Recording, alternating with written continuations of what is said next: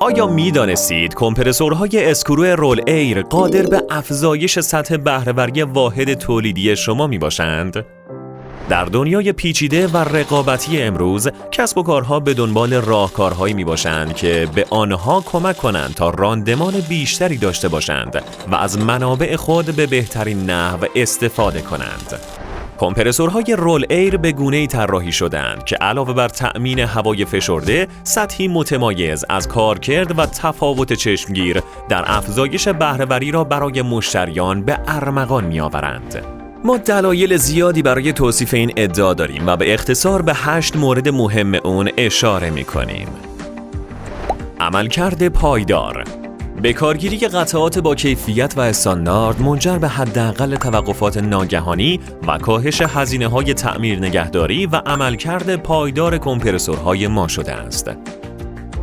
کمپرسورهای اسکرو رول ایر برای شرایط اقلیمی ایران طراحی و ساخته شدند و تجربه بیش از 30 سال راه‌اندازی و کارکرد این کمپرسورها در نقاط مختلف ایران منجر به ارائه کمپرسورهایی شده است که در سخت‌ترین شرایط بدون توقف و با راندمان چشمگیر خطوط تولید را پشتیبانی می‌کنند.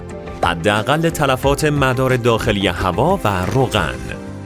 به دلیل طراحی خاص در حداقل رساندن تلفات افت فشار در مدار داخلی کمپرسور، مصرف انرژی الکتریکی بهینه شده است. الکتروموتورهای پیشرفته. از طریق انتخاب الکتروموتورهای مدرن با راندمان بالا و مقاوم در شرایط گرم و دشوار، هزینه‌های انرژی و تأمین و نگهداری کاهش یافته است. واحدهای هواساز با جدیدترین تکنولوژی.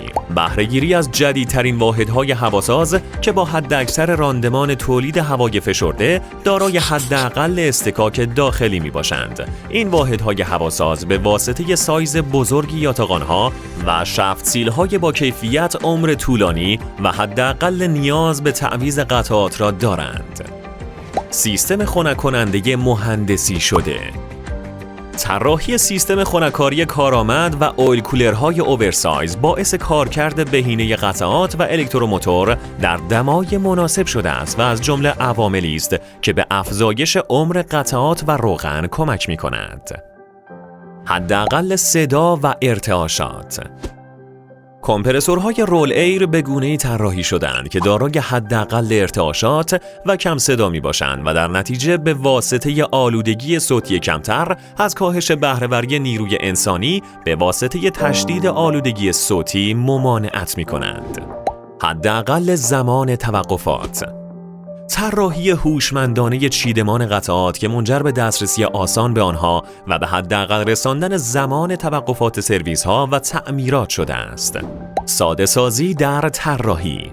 یکی از پارامترهای مهمی که دپارتمان طراحی مهندسی رول ایر در طی بیش از 30 سال گذشته بر آن تاکید داشته است، ساده سازی در طراحی کمپرسورها میباشد. ساده سازی در طراحی که به معنای تلاش برای کاهش پیچیدگی‌ها و اجزاء غیر ضروری میباشد، موجب کاهش هزینه‌ها، افزایش قابلیت‌ها، کاهش خطاها، تسهیل در تعمیر و نگهداری، بهبود تجربه کاربری و در نهایت به افزایش بهره‌وری منجر شده است.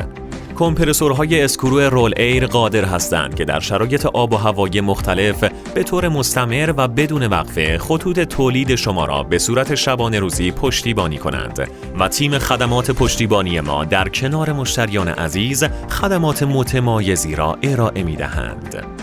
همواره در تلاش هستیم که با نوآوری به مدیریت مصرف انرژی و حفاظت از محیط زیست بپردازیم. با رول ایر هوایی ارزان‌تر تولید کنید. ما هوای شما را داریم.